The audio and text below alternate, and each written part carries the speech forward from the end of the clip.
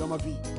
Merci. Voilà, il y a beaucoup d'étudiants aujourd'hui, d'autres même sont partis à l'université, ils ont quitté le campus, ils n'ont jamais eu cette information. Les personnes ne savent pas. Généralement, c'est les personnes au niveau des universités publiques. Étant donné que quand ils vont déposer des papiers, on les voit. Ils vont prendre l'argent, on les voit. Donc on s'approche pour demander, mais qu'est-ce qu'il y a ici? Donc généralement, c'est les personnes au public qui ont ces informations-là. Les personnes de l'université privée ne sont même pas au courant. D'autres pensent souvent que c'est des leurs, tout et tout. Et ça c'est pour les personnes qui sont étudiants en Côte d'Ivoire.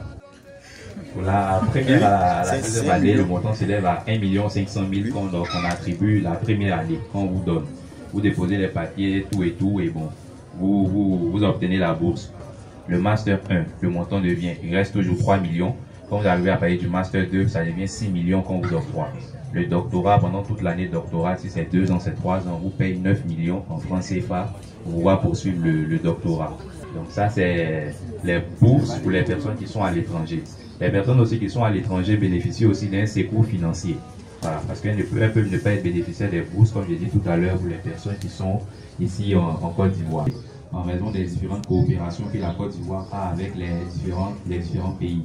Généralement des bourses pour aller étudier pour aller étudier au Mexique, pour aller étudier souvent en Espagne, pour aller étudier souvent au Portugal, voilà, par rapport à certains pays.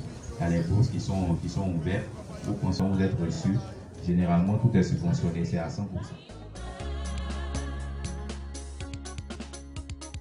J'étais humilié et tu m'as relevé. J'étais en prison et tu m'as libéré. J'étais abattu. C'est ma toute première fois de faire une journée carrière en dehors des écoles et des universités à l'église. Ce qui montre déjà que l'église se soucie vraiment de l'avenir des jeunes. C'est déjà une bonne initiative. On a eu beaucoup d'intervenants qui nous ont montré des choses, qui nous ont appris comment s'orienter après le bac et même après le BEPC. Donald Touri, étudiant en sécurité alimentaire et nutrition. Mes impressions sur le salon d'orientation, je vais dire c'est une belle initiative. Je remercie les initiateurs de MCV.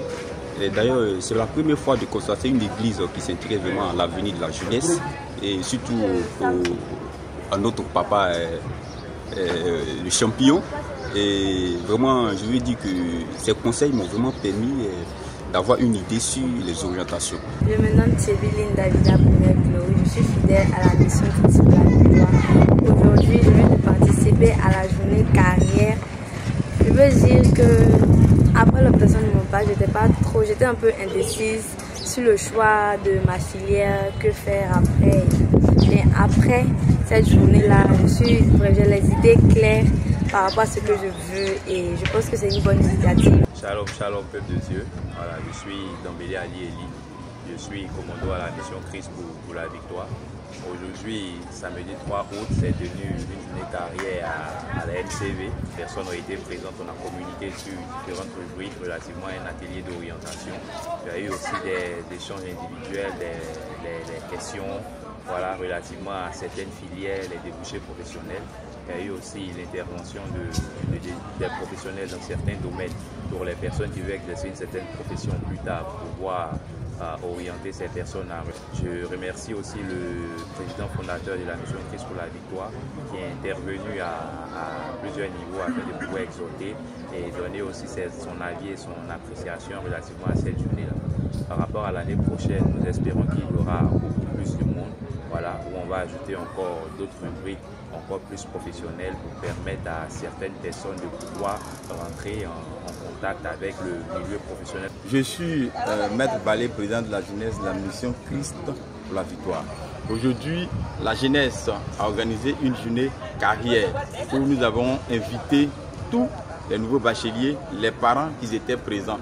Et au cours de cette journée, les panélistes ont expliqué comment est-ce que ceux qui sont les nouveaux bacheliers doivent être orientés, quels sont les établissements, et aussi les enfants en classe de 3e qui ont pu avoir le BPC, quelles sont les différentes filières. Parce qu'aujourd'hui, on a tendance à penser que quand on a le BPC, il faut aller en seconde et autres.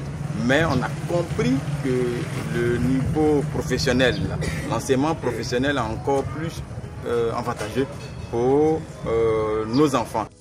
Mais nous les parents, nous n'avons pas cette connaissance. Donc aujourd'hui, on a découvert effectivement que l'enseignement professionnel est avantageux.